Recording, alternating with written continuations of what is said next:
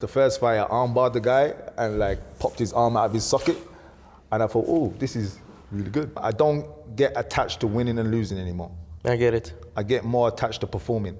People want to be entertained from the start to the finish. I remember kicking him in his calf in the first round. Maybe it was like the first minute or 2 minutes of the fight. It turned out that I tore my meniscus in the first round. Guys that take their time with me, they don't last long. I'm happy to be back.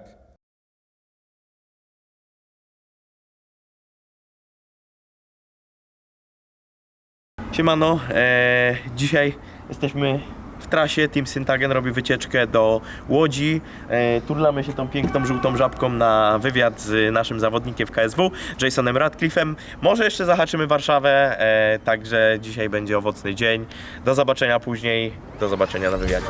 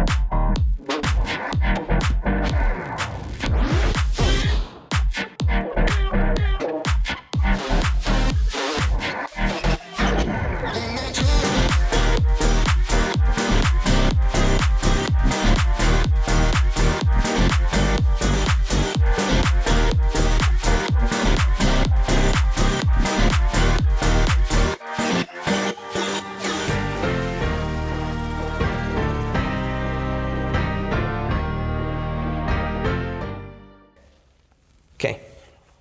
Hi everyone, with another episode of Power Talk. Here we are today in a special place with a special guest. We are in Łódź, in Hilton Hotel, before a KSW 59 event. And our guest today is middleweight KSW fighter, holding a professional record of 16 wins, 7 losses, and 12 finishes in the first round.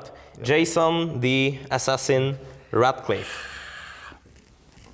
Hi Jason, welcome. Yeah. Great to see you, man. Hi. Great to see you in Poland. Great to be here. Finally. Yeah. We are one day before your fight with Damian Janikowski. And today we obviously will talk something about this fight and your current career. But in the beginning, I'm gonna open with the classic question of the program. I wanted to know something about your origins in the sport, okay? How you started MMA, how you got into martial arts, and was it your first sport or maybe you had some other background? No, how did it look like? Well, a good friend of mine was doing jiu-jitsu. At first, and he talked me into going to the gym, at that point, I was thinking it was a bodybuilder's gym. I thought it was a weightlifting gym. And we end up going to the gym and it was a jiu-jitsu gym. And I saw everyone rolling around in gis, some with no gi. And I was quite like shocked of where I was, you know what I mean? And I stayed for that session, watched, and then the next session I kind of took part in the session. And I was just intrigued in smaller guys being able to beat bigger guys, having the leverage and et cetera. And I think that session we learned like 3 or 4 like different type of techniques, and every session after that, which I went to, we was learning something new every day. And for me, it was like it kind of gave my brain some sparks. Like drinking drinking electrolytes. It just kind of just gave me that spark. And it was addictive. It was pretty addictive, and I never kind of looked back since. I kept on going, training jiu-jitsu. Then the guys next door, they were doing Muay Thai at the time, and I started doing a little bit of Muay Thai here and there, some sessions, and then I found myself going to an MMA class, getting beaten up in the MMA class, and I'm not a big fan of getting beaten up. So like a lot of the guys, I kind of held personal grudges against because they would end up beating me up, and I always thought one day I'm gonna be able to do that same thing to you guys. And it kind of just evolved from then, and the journey's put me where I am now. I get it. How old were you when you started? Well, I was 20.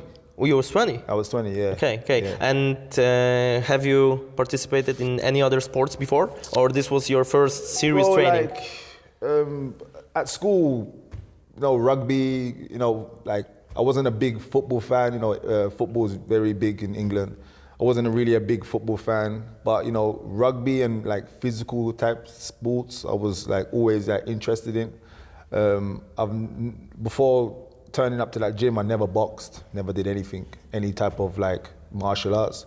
So like stepping into the martial art world was at the age of like 20 and kind of spiraled from there, I get it. Yeah. So, and how long did it took you to think about going pro or even competing? Was it your? Yeah, it's a funny story. Yeah. Was it your decision or someone pushed you to the cage and to the mat? Well, a lot of the guys from the gym at the time, they were fighting in shows in Cage Rage, which is in the UK, and other shows that were in the UK. And I remember like I was doing, jiu-jitsu maybe 3 months, and I was doing a little bit of Muay Thai here and there and stuff. And I always knew, if I asked my coach I wanted to fight, he would say I wasn't ready, because I knew I wasn't really ready. But in the back of my head, I just wanted to test myself. So someone that I knew had a tournament in Manchester in the UK, and he asked me, you pay a certain amount, you go there, it's just a tournament, amateur tournament, and you can just go and fight. And I remember not telling my coach that I was gonna go and do this tournament. And me and my friends at the time, we all got together that weekend. We went up to Manchester, and I ended up fighting 2 fights in that little organisation tournament. And the first fight, I armbarred the guy and like popped his arm out of his socket. And I thought, oh, this is really good. This is this is actually something that I could like do. And then the next, after I won that fight, it was like I said to the boys, I want to go home now. I won now. That's it. Let's go home. And they were like, no, you got to fight in the final. And I was like, forget the final. Like, I won the first fight. Let's just go home now. And I remember they talked me into going to the final. Went to the final, and I ended up, I put him in an anaconda choke. Yeah. Ended up beating him in the final, and I won the tournament. And I was like, wow, this is like insane. So from that point on, it was just like a gradual progression into MMA. After 3 months, it's... Yeah, that was after only 3 months of training. So, I got a type of mind where if I see something, I'll be able to reenact it. I get it. At school, I was good at school. I was good at, reading and writing and stuff. But my mind was kind of like, if you showed me something, I'll be able to remember it. And I'll be able to act upon it, So my mind was kind of like that, So, that's how it's kind of started at the time. Yeah, great. What's the source of your nickname, the Assassin? Was it your idea or someone gave you? No, it was my friends. It was my friends, and I think it was coming off the first fight tournament I had in Manchester. Yeah. There was like, you just went in there, you just pretty much just like finished him like quick. You just made him look like silly. You assassinated him, and then after that it was just like, assassin, and then I had my first pro fight. And I finished him in the first round, and the nickname just kind of just like stayed with me, and that's how it kind of propelled. I get it. When I've checked your fight story, correct me if I'm wrong, but your first pro fight was a loss, I get, yeah? No, it was a win. I fought in Portsmouth, which is in England, on a show. I can't remember, so long ago. It was a little show in Portsmouth, a pro fight, and I remember that pro fight, and I remember the guy headbutting me against the fence, against the cage. He gave me a headbutt against the fence, and then I ended up taking him down and just like finishing him. And then that was the first round. And then I fought again on a big show, which is called UCMMA, which is in the UK. and that was on Sky Sports. It was really big at the time, and I lost that fight. So I think like recorded, the one before that wasn't really recorded. They recorded the one that was at UCMMA, which was the bigger one, you know. I get it. So yeah, I won my first pro fight, but my second one on TV, I lost. So, okay. Yeah. So I wanted to ask, how do you get over losses? Because they come all the time, and as a fighter, when you train, you getting beat up in the training and stuff. Of course. How did you make up your mind after the loss? And after this loss, I think it was 5 wins in a row for you. By finish. And before decision. So, do you have any special method for it, or you just do your stuff and don't think about it? Everyone, I think, in life in general, you never give up. If you start something, you finish it. So I knew that, you know, with coming into this game, there's going to be wins, there's going to be losses. So I think you got to take the rough with the smooth sometimes. And but once you're like, I knew I had to focus my energy, focus my mind, and just kind of just move on, you know, because this is not an easy sport. This sport's not for everyone. Of course. So, you know, the ones that are actually in it, you know, you give credit to, because they're going in there and risking it all for, you know, for 15 minutes, you know. So I always knew that it was always going to be like a progression type of thing, and like, you know, losing is just another emotion, just another feeling inside. You know, you can always get over that feeling, and just by putting in more hard work, looking at yourself, you know, everything on the outside. Anything you can't control, don't even really worry about it. You know, I just kind of focused on myself and got back in the gym and put work in. I put work in, and I came back like a lot stronger from my first loss. Yeah, it was hard. It was hard to deal with, of course, because, you know, because I was very young still, and it was still early in my career at the time, you know. So yeah, it was very hard, but I'm still mentally strong to kind of move forward and, you know, put that past me. You know? I get it. Great advice for everyone competing and especially for the young up and coming fighters. You know, nowadays, of course, you know, that have to deal earlier or later with the loss. I think also, like, now I'm so experienced in the game. Yeah. I don't get attached to winning and losing anymore. I get it. I get more attached to performing. You know, I get attached to going out there and performing my best. I know if I go out there and perform my best, nobody can. I don't think anyone could last the first round. If they do, they do. But I know that the finish is gonna come. You know, the finish is gonna come. So I don't get attached to winning or losing anymore. You know, I just go out there and think, you know what, I'm gonna go out there, I'm gonna perform my best. If you can hang, you can hang. You know, if you can't hang, then it's obviously that's how it's supposed to be. But yeah, I just don't get attached to it anymore. You know, winning and losing. You know, it's too much of pressure. It's too much pressure. I get it. You know? I get it. So yeah. So now, changing topics a little bit. Yeah. I wanted to ask you about your entrance to the cage, because we've seen you in London in KSW 50. Yeah. You came in the mask and, you know, music, all the stuff. Is this your idea? Why you do it like that? Yeah. Is it something like your maybe symbol or something like that you want to connect with? We got to also remember this is entertainment. Yeah. People want to be entertained from the start to the finish. So once you kind of, you know, grab people from the beginning, they're always gonna, you know, be attached to something. You know, they're gonna be attached to, you know, your walkout, to your fight, to your presence outside the cage. You know, they're gonna be attached to, you know, you as a not just an MMA fighter. You know, they're gonna be attached to everything that you do, like entertainment wise. So I think it was just like, it was a fun thing to do. It was a fun thing to do, and also there's a lot of kids that watch MMA now. Also. So I think like the mask, the assassin, you know, the poses and stuff like that, it's it's just something that I feel that entertainment-wise it needs to be done, you know, just because there's fighters out there that are really, they're just boring. They're boring, but yeah, they come and fight, but they're boring. You know, the walkout's boring, the outside's boring, everything's just boring, but they fight really well.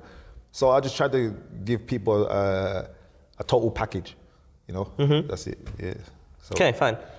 And now coming more to a technical or maybe financial side, I wanted to ask you, how is it to be a pro fighter in Great Britain? Because you come from London, and is it possible for a fighter to live from only fighting?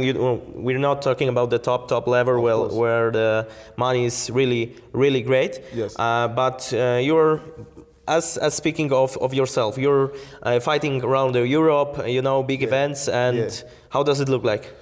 Well, you know, at the start, early in my career and stuff, you know, I had to work and support my own training, you know, because training wasn't free, you know, and so I had to work and financially, you know, fund my own training at the time. I get it.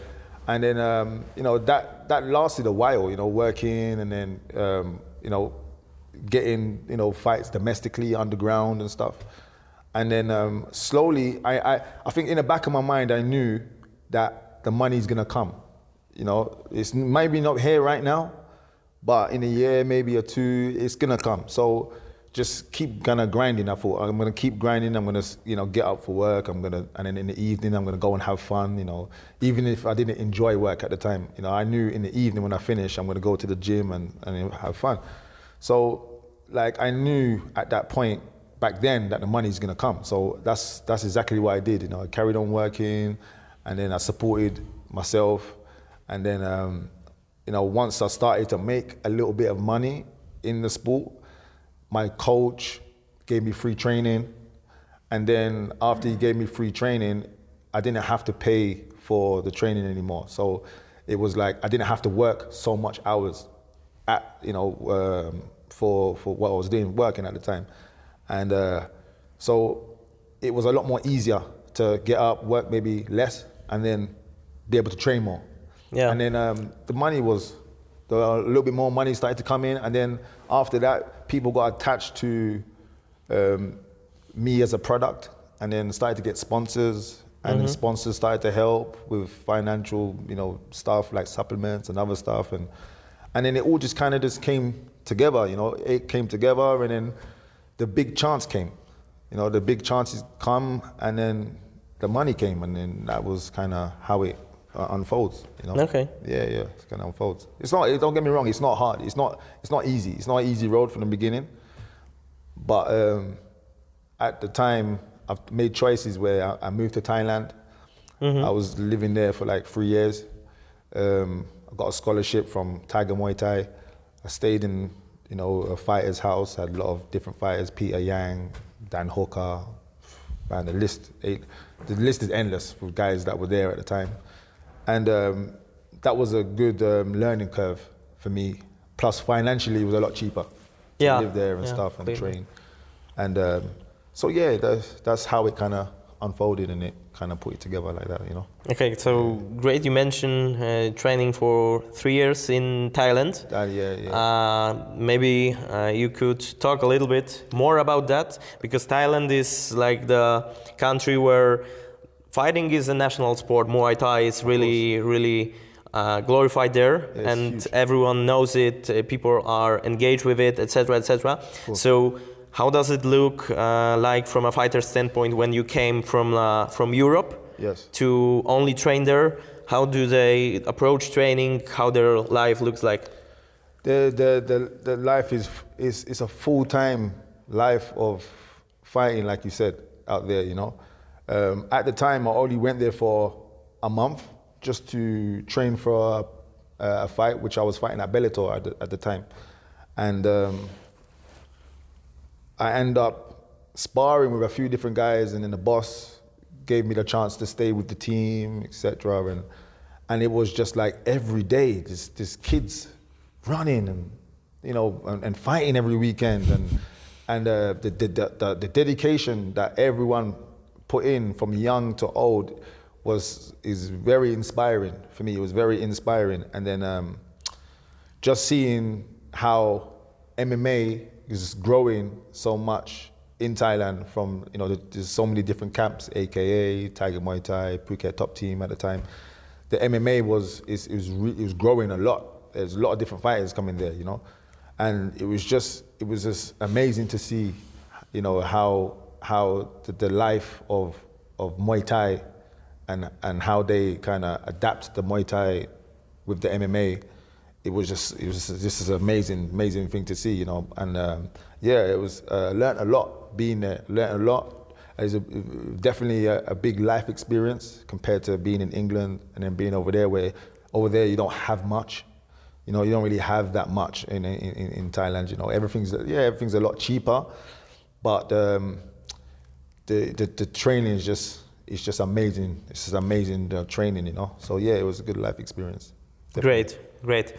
I wanted to also ask about health stuff. Health and injuries, of course. We're talking about fighting, so injuries and damage to the body is getting done every training. But starting from last KSW, it was like 2 years ago, yeah? Yeah, 2019. It was, when you fought Anthony Chmielewski in London. Yeah, Wembley, And we remember that you left the cage with the help of your team because you couldn't walk. What happened there? Well, before the fight, I always had this little feeling in my knee, and it was always giving me not really bad issues. It was just I had this little pinch every now and again in my knee, and I had MRIs and stuff, and they said it's fine. Nothing's wrong. Everything's fine. And so I went to fight with Anthony, and I remember kicking him in his calf in the first round. Maybe it was like the first minute or 2 minutes of the fight. And that pinch was just like someone stabbing me in my leg. And I knew straight away that something's wrong, straight away. I've never had major injuries before, never. Never had any major injuries in my whole career, But I knew this was something, really serious. And it turned out that I tore my meniscus. In the first round, and so for me, I knew that Anthony was a big judo guy. He might want to go to the floor, etc., etc.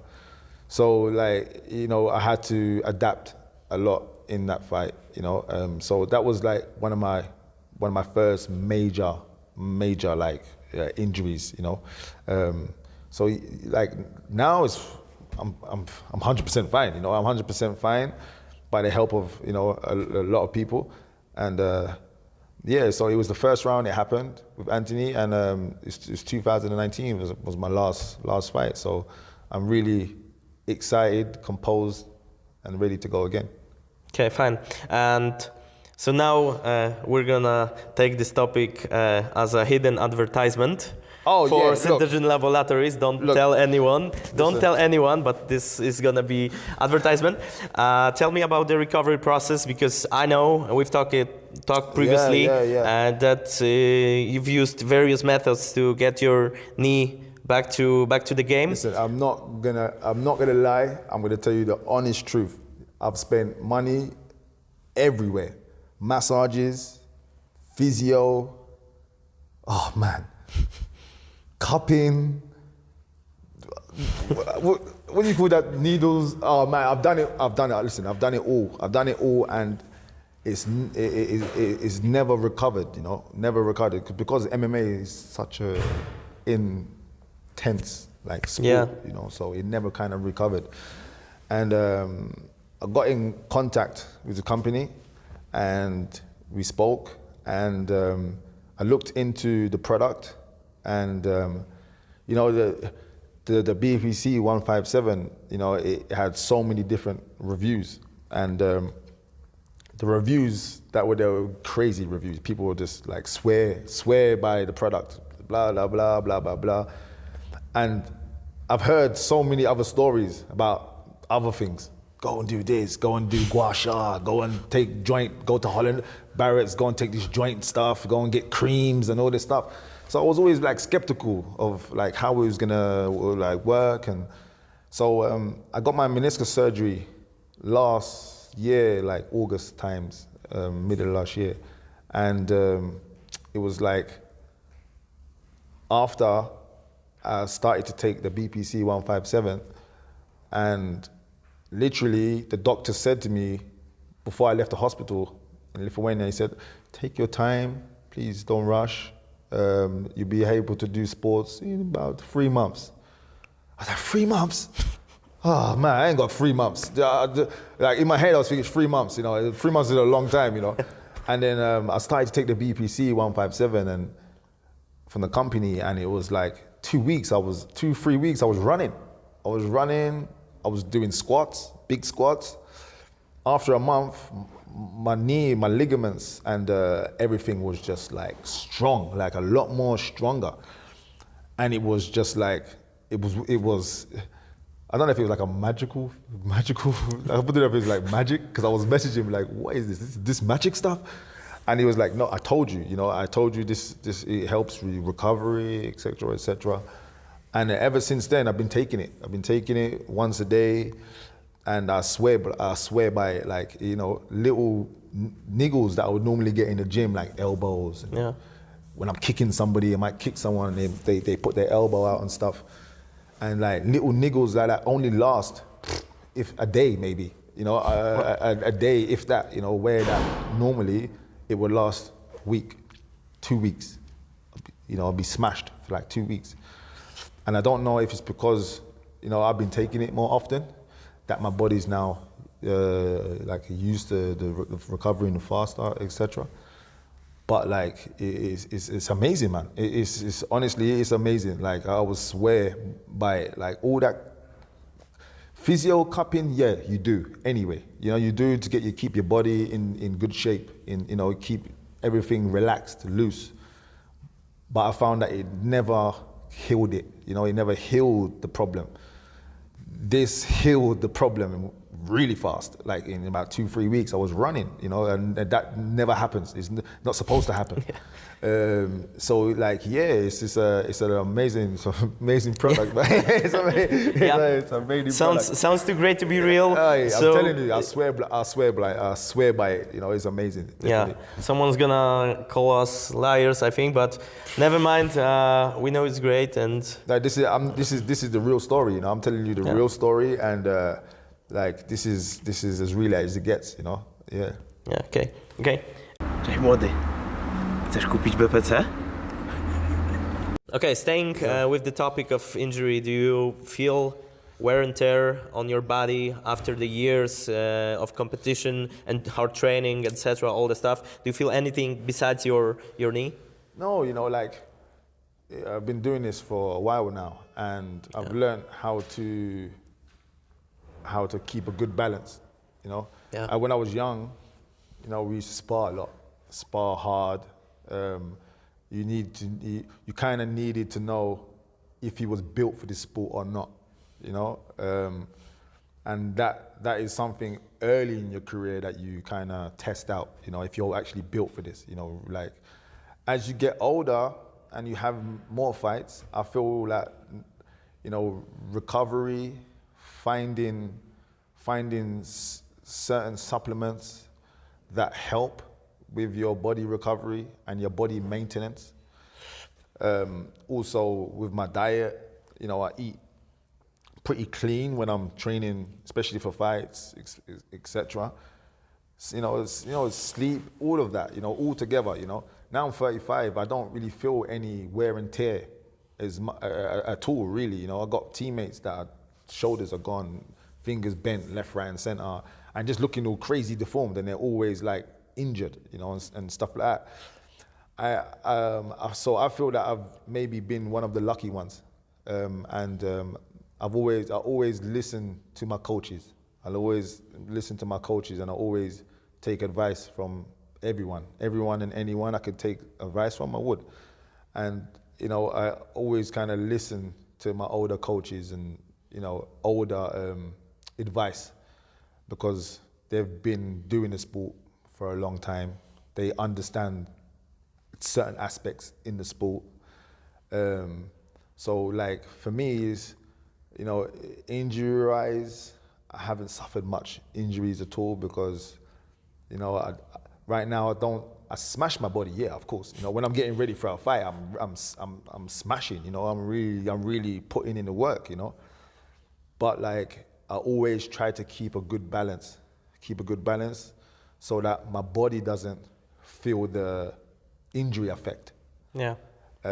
Plus, like I said, I take different supplements and different things to help me recover and keep my mind and body into good balance. Okay, perfect. Great, great to hear that from a fighter with 15-year career. I think it's also a smart advice for young people young guys, yeah. and everyone who want to try themselves in pro sport. That you cannot burn out yourself too fast because you're gonna end up. You'll hit a wall, You'll hit that wall, and that wall is not gonna fall down, Yeah. You'll end up falling down. The wall will stay still, Yeah. So I think keeping that good balance is definitely very important. Okay. Very important, yeah. Okay. So coming back to current events and your preparation for fight with Damian. Yep.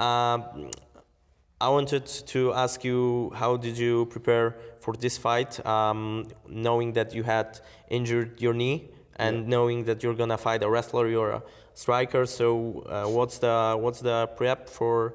It's funny you say that because everyone that I talk to, they label me as a striker. Because you're a great striker. And the thing is, I started the sport doing jiu-jitsu.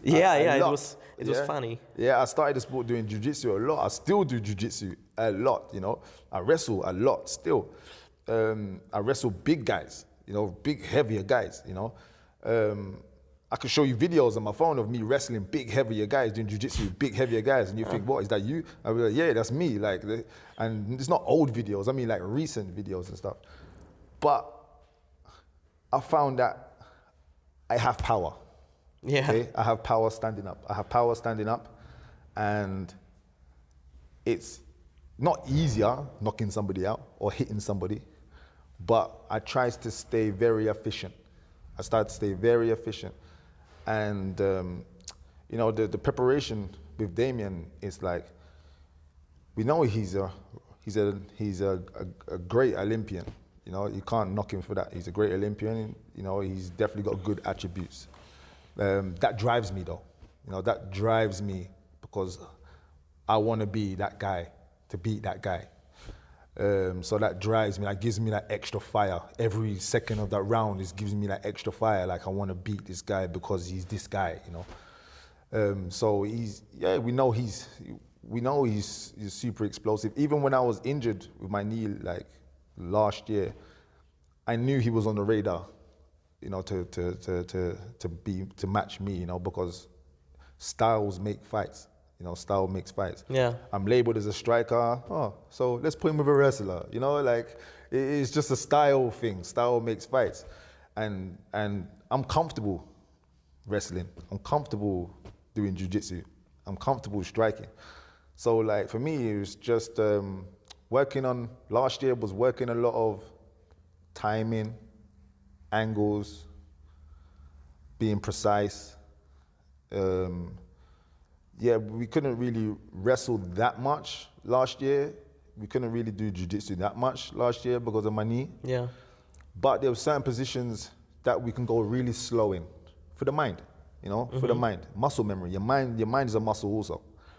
So you can get your body ready, in shape, whipped up, looking crazy, looking like a beast, but your mind's not.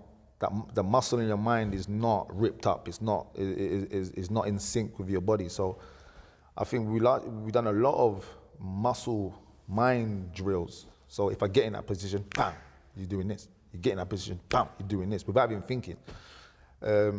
So when my knee had surgery and I'm back to 100%, then we started to push a little bit more, started to put a little bit more pressure, and we know that like he comes out really hard, really fast. I've been doing this for a long time, and I know people that come out really hard and fast, it's like a car running into a tree. The tree's still there, but the car's in bits. So I feel that if he comes out hard and fast, he's gonna be that car. But then it's MMA, so I can't like rely on that. I can't rely on that, you know.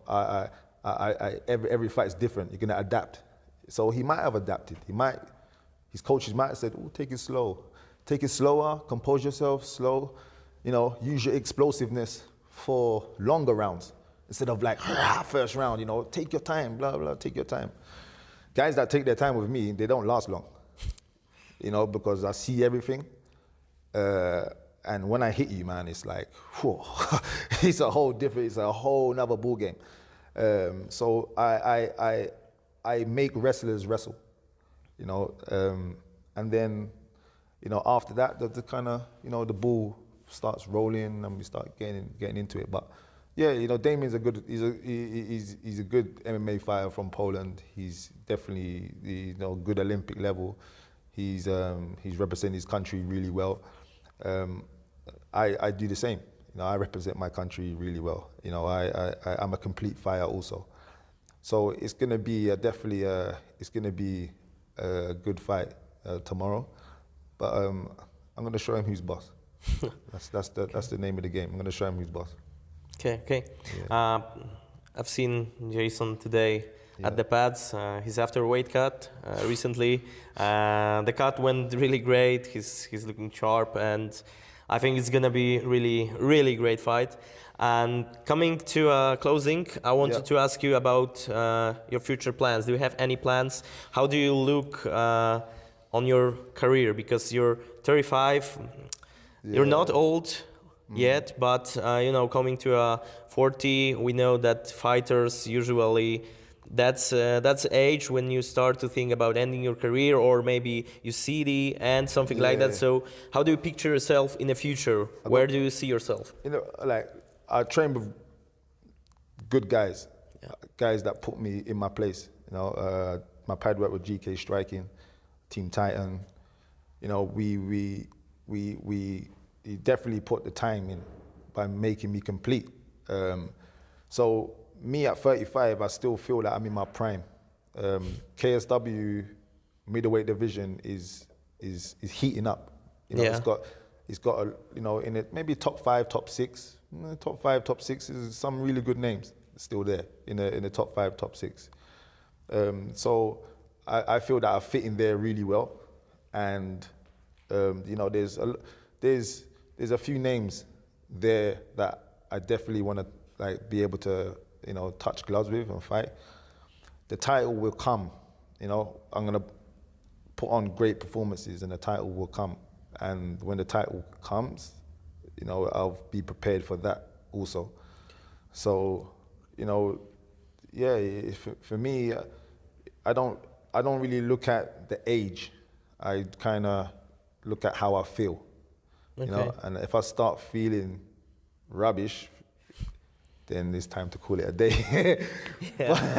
But at the moment, man, I feel like my coaches and my teammates and a lot of people that I train with, they'll be like feeling like you feel like sharper and stronger, and like maybe it's maturity in the game, plus taking the right supplements, and yeah. So I just feel that I've definitely got a lot more in the tank.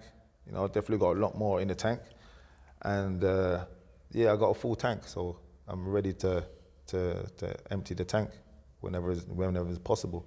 But yeah, the middleweight division in KSW is definitely heating up. There's a lot of eyes on the middleweight division. There's a lot of eyes on the fight that's gonna happen, you know, tomorrow. And yeah, I'm happy to be back. I'm happy, excited, and composed to be back and ready to show them complete violence. Okay, glad to hear that you're getting better and better with age, and Yeah. and that you're gonna stay with us for Wiser, better and wiser. Yeah. You know, wiser. I think years ago was, a bit reckless, very reckless. I was maybe throwing stuff that I didn't need to really throw. Yeah. And wasting maybe a lot of energy and stuff. When I feel that now, I'm very composed, a lot more. I'm using my energy wiser. So yeah, that's just, like I said, it's down to my coaches. I listen to my coaches, and that's the main thing. Yeah, okay. It's always exciting to see your fights, because you put up on a pace, and they are always exciting, full of energy. So I'm looking forward to see you for as long time as you can stay in the game. Of course. And I hope that's gonna last a lot of time. So do I, so do I. I feel it though. I feel good. I feel good. My body's healed. I'm 110%. Shout out my sponsors, man. They help me out a lot, helping me with the BPC 157. So we're all ready to go, man. We're ready to go. Okay, great. So, Jason, thank you very much you. for a talk. We've talked for a while, but I think we covered a lot of great stuff. Everyone can take a lot of information from there. And fingers crossed, because we're one day out of your fight. Yep. I don't know if the video is gonna come before or after the fight. Anyway, fingers crossed, and I hope to see you in the cage much more times. Thank you, man. Thank you. See you. Cześć, jesteśmy już na wylocie z Łodzi. W międzyczasie zdążyła się tu zrobić Syberia. Trochę śniegu dosypało. Jesteśmy po wywiadzie, jesteśmy po całej robocie. Wyszło mega fajnie. Dzięki za to, że byliście z nami. Dzięki za oglądanie. Zachęcamy do subskrybowania kanału. Śledźcie na bieżąco nasze klipy, bo będzie tego na pewno dużo więcej. Jeżeli Wam się podobało, to też możecie zostawić łapkę w górę i podać dalej nasze wideo. Na razie, dzięki za uwagę.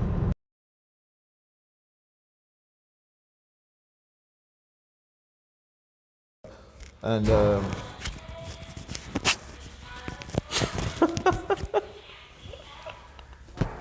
Okay, Jason. We're gonna start once again with the after the break, okay? yeah, we do that After again. the break. After the break, I'm gonna ask once again about the wear and tear. What the fuck?